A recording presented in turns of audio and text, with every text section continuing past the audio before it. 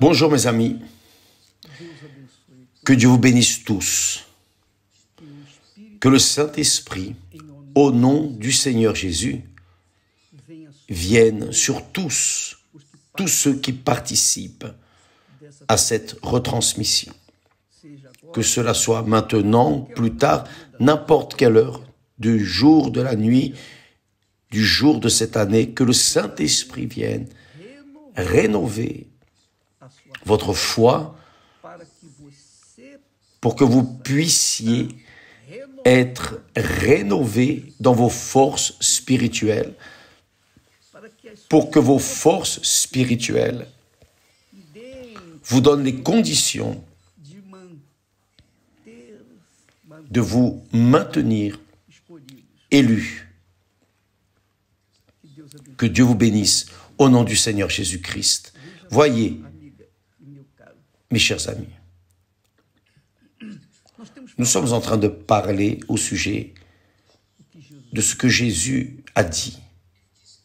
Il a dit que beaucoup sont appelés, mais peu sont élus. Et là, je me demandais, mais mon Dieu, serait-ce une injustice de ta part d'en choisir juste quelques-uns? Non, bien sûr que non. Dieu n'est pas injuste. Dieu est parfaitement juste. Mais nous devons comprendre comment Dieu agit en relation aux élus et aux non-élus. Voyez, vous savez que chaque année, il existe l'examen d'entrée quand les étudiants veulent entrer à l'université. Donc, tous ceux qui se mettent, tous ceux qui sont candidats à la faculté, à l'université, passent par un examen. Donc, il y a les meilleures facultés, les meilleures universités. Il existe les universités plus petites, inférieures. Mais pour y entrer, l'élève, le candidat, doit passer par un examen d'entrée parce que les universités ne reçoivent pas tous ceux qui veulent entrer. Tous veulent faire la faculté et l'université, n'est-ce pas? Mais les universités n'ont pas la capacité d'accueillir tout le monde. Ce n'est pas le cas du royaume des cieux. Le royaume des cieux est apte à recevoir tout le monde. C'est la même chose. Dieu appelle tous, 100%. Tous les êtres humains sont appelés, ont la chance d'entrer dans le royaume des cieux. Sauf que, tout comme il y a un examen, un test, parce que dans ce cas ici sur Terre, il n'y a pas de place pour tout le monde. Donc il faut qu'il y ait une sélection. Et dans cette sélection, n'entrent que ceux qui sont dûment habilités, qui ont passé l'examen. Donc, qui va passer l'examen? Bien, vont passer ceux qui auront mis toute leur force, toute leur pensée, tout leur cœur, tout. Ils vont renoncer aux fêtes, ils vont renoncer aux boissons, renoncer aux loisirs, renoncer à Internet, renoncer aux réseaux sociaux, et ils vont s'immerger dans les études pour qu'au jour de l'examen, pour qu'ils aient le succès et puissent alors entrer dans les meilleures universités que le gouvernement présente. Est-ce que c'est juste? Bien sûr que c'est juste. Parfait. Parfait. Parce que l'opportunité est donnée à tous, tous. Maintenant, tous ne profitent pas de l'opportunité. Dans le cas du royaume de Dieu et du royaume des cieux, ce n'est pas différent. Jésus est mort pour tous. Il n'est pas mort seulement pour les élus. Il est mort pour tous, sauf que tous, tout comme dans l'examen de faculté, tous n'entrent pas. Beaucoup sont candidats, mais peu entrent. Pourquoi? Parce que peu sont disposés, disponibles à renoncer aux loisirs de ce monde pour pouvoir étudier et entrer dans l'université. C'est la même chose pour le royaume des cieux. Jésus a dit que depuis les jours de Jean-Baptiste jusqu'à présent, on se fait violence pour entrer dans le royaume des cieux. Qu'est-ce que cela veut dire? Se faire violence pour entrer dans le royaume des cieux. Et par la force, c'est-à-dire par le sacrifice, on en prend possession. Le royaume des cieux a la porte ouverte, mais il n'y a qu'une porte, qui est Jésus. Donc, imaginez tous ceux qui veulent entrer viennent passer par cette porte en même temps. Ce n'est pas possible. Mais oui, on peut. Jésus sauve tout le monde.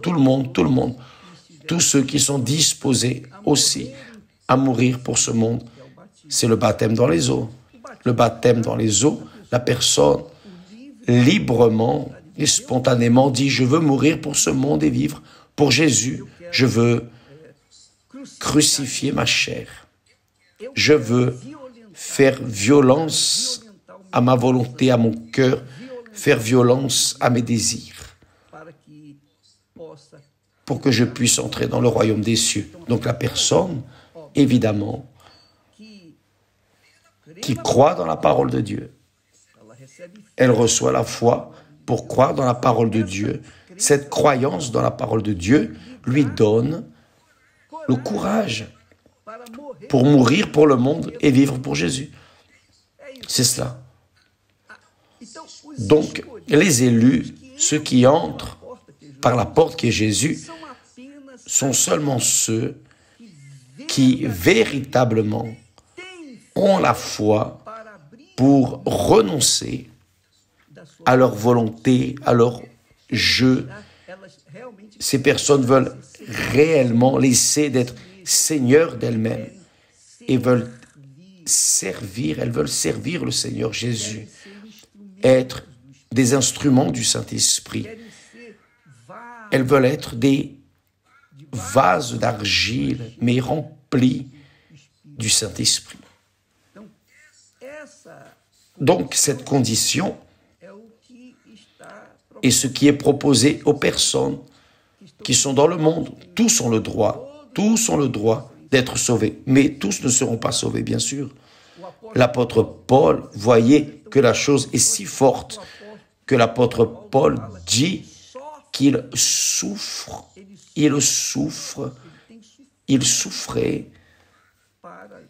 pour gagner les élus.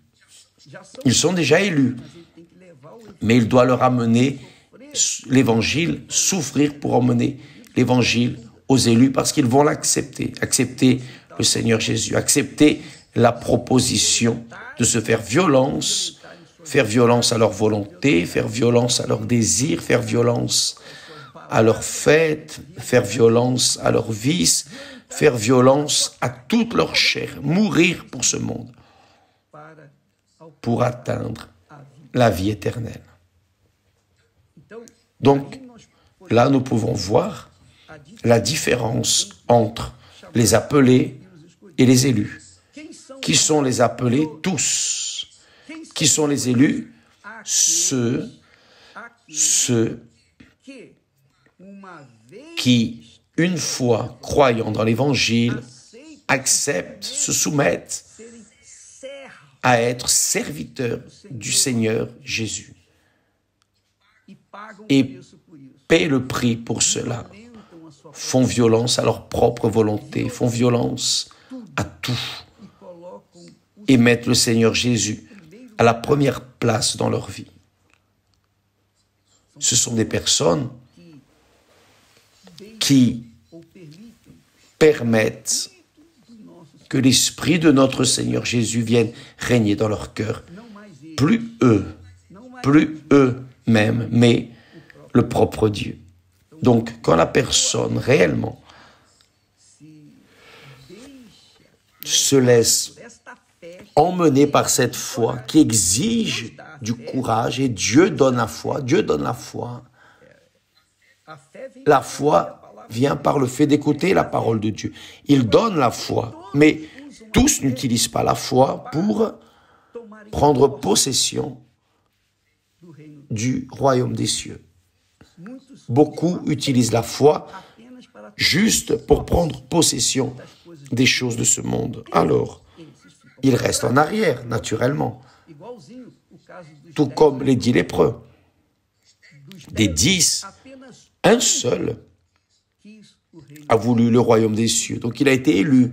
Les autres 9 ont été guéris. Ils ont eu la foi d'être guéris, mais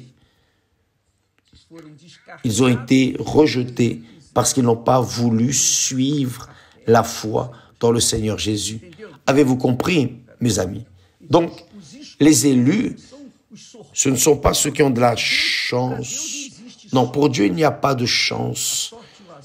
La chance et le hasard sont des choses du diable.